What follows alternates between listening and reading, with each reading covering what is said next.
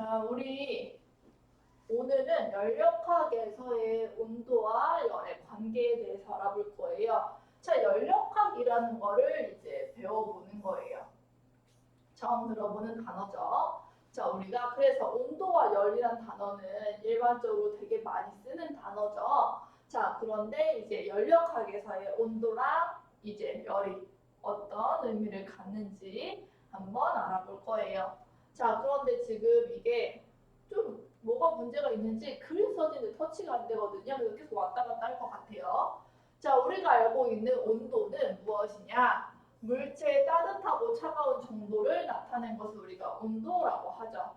자, 그래서 우리가 잘 쓰는 섭씨 온도가 있고요. 이제 뭐 미국에서 이제 일부 지역에서 요즘에는 뭐 거의 섭씨를 많이 쓰긴 하는데 그래도 일부 지역에서 사용하는 환씨 온도라는 게 있어요.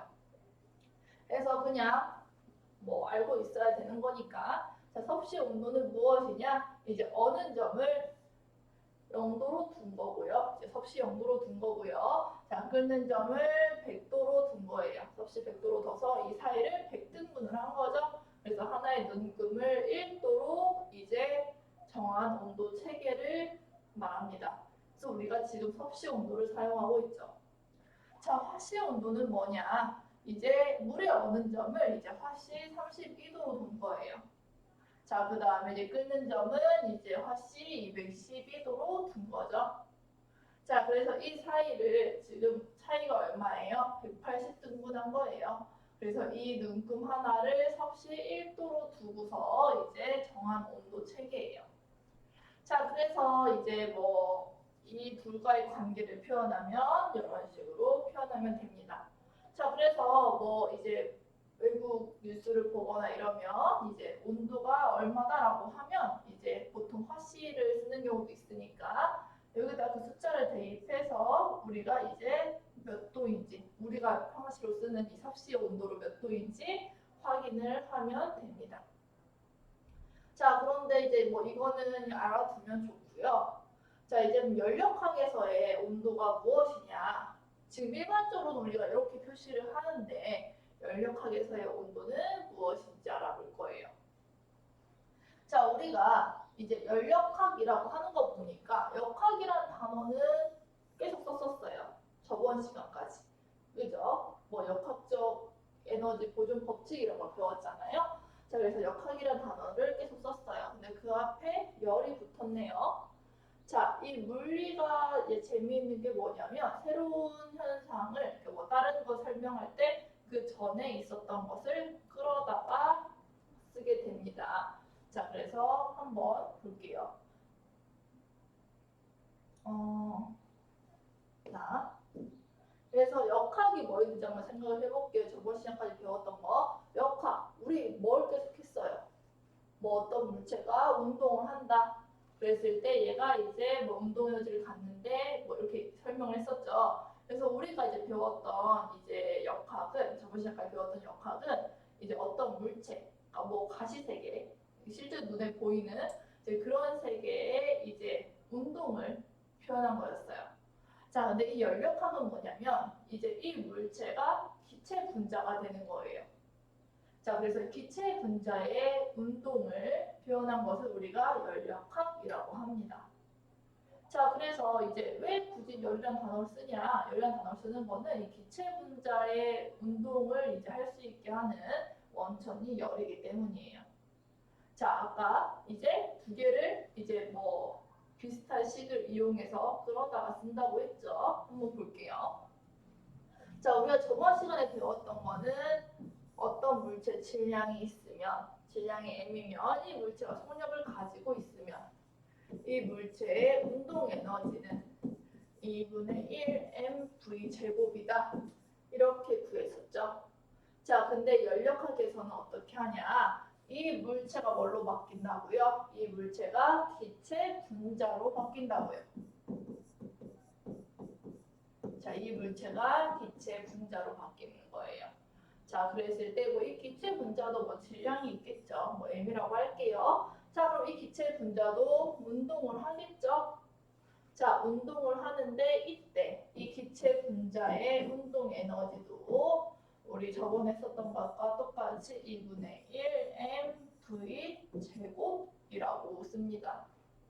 자, 근데 여기서 달라지는 게 뭐가 있냐면 기체 분자가 한 개도 아니고 엄청 여러 개 있을 거고 그 여러 개마다 이제 엄청 돌아다니는 속력이 다 다를 거 아니에요. 자, 그래서 어떤 거 하나를 딱 집어서 말을 할 수 없기 때문에 우리가 이때 이 속력을 이제 평균 속력을 구합니다.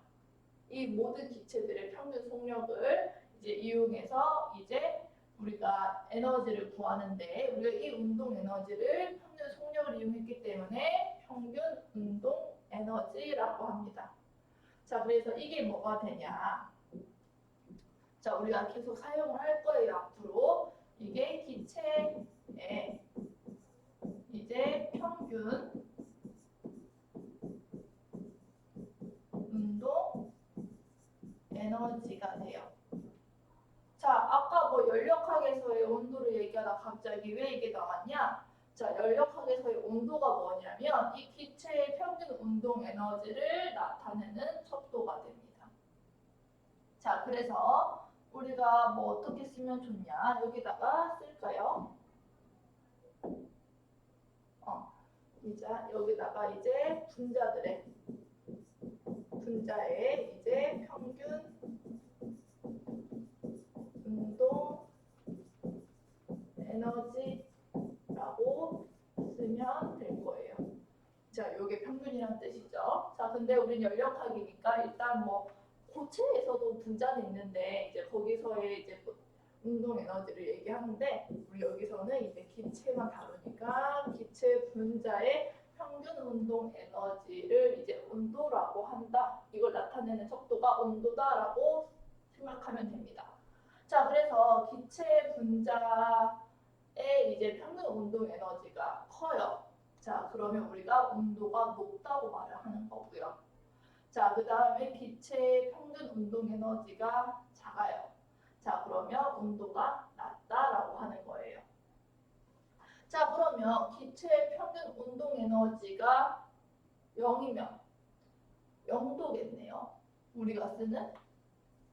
자, 그렇게 생각하면 안 돼요. 자, 그렇게 생각하면 안 되고 우리가 이제 여기서 절대 온도라는 거를 배우게 됩니다.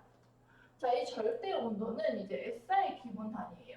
쌤이 이제 맨 처음에 물리 수업할 때 설명을 했어요. 이제 국제적으로 가장 많이 쓰는 단위가 있다고 했죠. 이제 뭐 길이는 미터를 많이 사용하고 이제 시간은 이제 초를 많이 사용하고 했던 것처럼 우리가 온도를 이제 국제적으로 가장 많이 쓰는 기본 단위를 이제 절대 온도라고 합니다.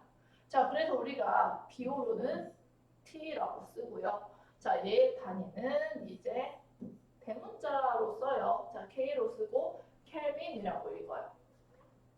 자, 그래서 얘가 뭐냐면 아까 기체 분자 운동이 0이 될 때 온도를 이제 이 절대 온도를 사용해서 이때의 온도를 0켈빈이라고 하게 돼요. 자, 근데 여기 지금 보면 이론적이라고 나와 있어요. 뭐 실제로는 이제 모든 물질의 분자 운동이 0이 될 수가 없거든요. 근데 이제 이론적으로 이제 0이 될 때 이제 이상적이죠. 0이 될 때 우리가 그때의 온도를 이제 절대 온도를 사용해서 이때 0켈빈이라고 하게 됩니다. 자, 그래서 이제 섭씨 온도와 동일한 눈금으로 나타내는 온도예요. 자, 이게 뭔 소리냐? 이제 1켈빈이 올라가면 우리가 아는 섭씨 온도, 이 도가 1도가 올라간다는 얘기예요. 자, 그리고 이제 이 절대 온도는 뭐냐면 이제 우리가 절대 온도 이 0켈빈이라는 거는 자, 우리가 아는 섭씨 온도로 사용하게 되면 마이너스 273.15 도. 아이고, 도가 돼요. 어떻게 지우지? 자, 도가 되는 거예요. 자, 그래서 여기서 동일한 눈금을 나타낸다는 게 뭐냐면 얘가 플러스 1이 증가해요. 그럼 얘도 플러스 1이 증가한다는 거예요. 자, 그래서 이제 얘가 0도가 되면 우리가 아는 이제 섭씨 온도에서 0도가 되면 이제 이걸 절대 온도로 표현하면 지금 플러스 273.15가 증가했죠? 자, 그래서 얘는 절대 온도로 273.15 켈빈이 되는 겁니다. 자, 그래서 절대 온도와 섭씨 온도와의 관계를 우리가 이제 좀 할 줄 알아야 돼요. 문제에서 어떤 게 나올지 모르기 때문에 뭐 바꾸라고 나올 수도 있고. 자, 그래서 이제 절대 온도 켈빈은 여기 잘 안 프린트 있으니까 괜찮죠? 절대 온도 켈빈은 이제 절대 온도 T는 어떻게 되냐? 자, 273.15에다가 이제 우리가 아는 그 섭씨 온도를 더해주면 되겠죠. 자, 그래서 요거 이제 기억을 해둬야 돼요. 자, 뭐 간혹 가다가 0.15를 이제 버리고 하는 경우도 있는데 우리 조금 더 정확하게 자, 이렇게 기억을 하면 되겠습니다.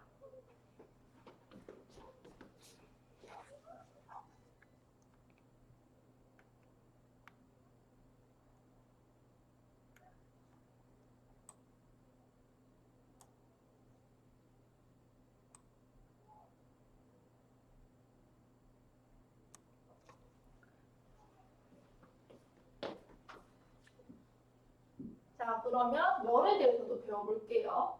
자, 열은 뭐냐면 이제 온도랑 열이랑 달라요. 이제 엄청 많이 헷갈려 하거든요. 자, 열은 뭐냐면 이제 어떤 물체가 고온이에요.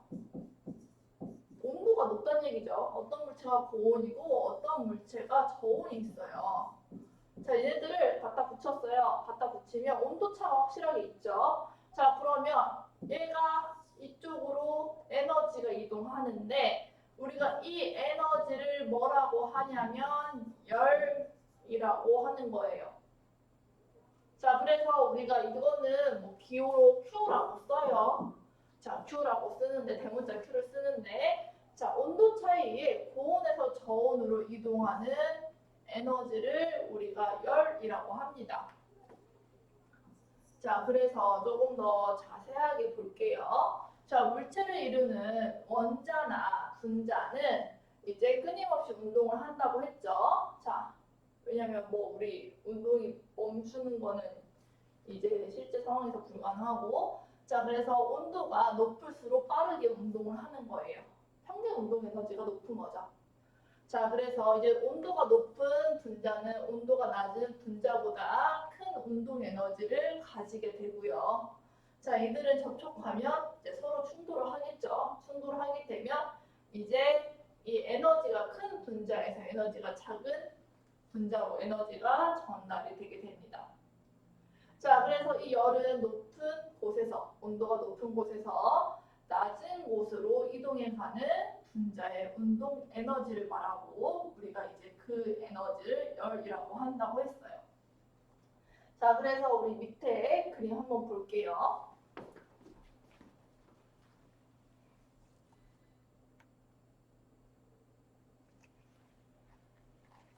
자, 어떤 물체가 있는데 지금 이 물체가 주위보다 지금 온도가 높네요. 자, 높으면 이제 이 개에서 이제 바깥쪽으로 주위 쪽으로 이제 에너지가 이동하겠죠. 우리가 그 에너지를 뭐라고 한다고요? 열이라고 한다고요. 자, 그래서 이제 이 K 입장에서는 에너지가 빠져나갈 거기 때문에 감소한 거기 때문에 이제 Q는 음수다 이렇게 표현을 한 거고요. 자, 만약에 둘이 온도가 똑같아요. 온도가 똑같으면 이제 에너지가 이동하지 않겠죠. 자, 그래서 이때는 Q가 0, 이제 열의 알자 이동이 없다 이렇게 말을 하게 됩니다. 자, 그 다음에 K 온도가 이제는 조금 더 높아요. 높으면 이제 K 온도가 조금 더 낮으면이죠. 자, 낮으면 이제 열평이 나중에 배울 거니까 이제 온도가 같아질 때까지 주위에서 이제 열이 이제 개 쪽으로 이동을 하게 되고요. 자, 이때 우리가 Q가 이제 양수다라고 말을 하게 됩니다. 자, 그래서 열의 단위는 이제 아까 이동하는 에너지를 우리가 열이라고 한다 그랬어요. 그래서 단위는 이제 에너지의 단위 줄을 사용하게 됩니다. 자, 그 다음에 일상생활에서는 이제 칼로리, 킬로칼로리를 많이 사용하게 되는데요. 아, 그러면 우리가 뭐 이렇게 말할 거예요. 열량이라고 하지 않아요? 라고 할 수 있어요. 자, 이때 이동하는 열 에너지, 이 에너지의 양을 우리가 열량이라고 하게 되는 거예요. 자, 똑같이 Q로 쓰게 됩니다. 자, 그 다음에 열량 보존 법칙이라는 게 있어요. 자, 이게 뭐냐? 아까 열량이 뭐라고 했죠? 이동한 에너지의 양이라고 했죠. 자, 그래서 이 에너지의 양이 같다는 얘기예요. 자, 뭐냐면 고온에서 이제 에너지가 감소하겠죠. 열 에너지가 감소한 이 열량과 이제 저온에서의 물체가 얻은 열량이 같다라는 겁니다. 예를 들어서 온도가 높은 게 한 100줄 정도 일었어요. 이제 그러면 온도가 낮은 게 이제 얻은 이제 에너지는 이제 증가한 에너지는 이제 100줄이 되는 거죠. 자, 그래서 고온의 물체가 잃은 열량과 이제 저온의 물체가 잃은 열량이 같다. 이게 열량 보존 법칙입니다. 자, 그러면 거기 밑에 조금만 더 할게요. 열평형과 이제 열역학 영법칙이 나오는데요. 열평형은 뭐냐? 많이 들어봤어가지고 알 것 같은데 열평형은 말 그대로 평형한 거예요. 자, 서로 접촉해 있는 두 물체 사이에 이제 양방향으로 열의 이동이 균형을 이루는 거예요. 되게 이렇게 보니까 되게 어려워 보이는데 자, 예를 들어서 이렇게 물체가 있을 때 여기는 고온이었고 여기는 저온이었어요. 자, 그럼 얘가 시간이 지나면 이 둘의 온도가 어떻게 돼요? 얘가 뭐 T1이고 얘가 T2였어요. 이 둘의 온도가 똑같아지죠. 왜냐? 이쪽으로 뭐가 이동해서 에너지가 이동해서 그죠? 자, 그래서 이렇게 균형을 이루어서 열의 알짜 이동이 지금 이렇게 되면 이제 열의 알짜 이동이 없어질 거 아니에요. 자, 그래서 열의 알짜 이동이 없는 상태를 우리가 열평형이라고 합니다. 자, 그래서 뭐 열적 평형을 이룬다 이렇게 말을 하기도 해요. 그래서 열평형이라는 단어를 좀 기억을 해야 되고요. 지금 이런 말을 좀 그렇게 많이 쓰진 않는데 이제 문제에서 열평형이다라고 하게 되면 이 두 개의 물체의 온도가 같다. 두 개의 물체 기체의 온도가 같다라고 생각을 하면 됩니다. 자, 그 다음에 열역학 제 영법칙에 대해서 배울 거예요. 영법칙, 일법칙 계속 있어요. 자, 영법칙 먼저 볼게요. 영법칙은 뭐냐면 이것도 보면 당연하네라고 생각을 할 수 있어요. 자, 물체 A가 P와 접촉했을 때 이 둘이 서로 열평형이래요. 자, 열평형이 뭐였죠?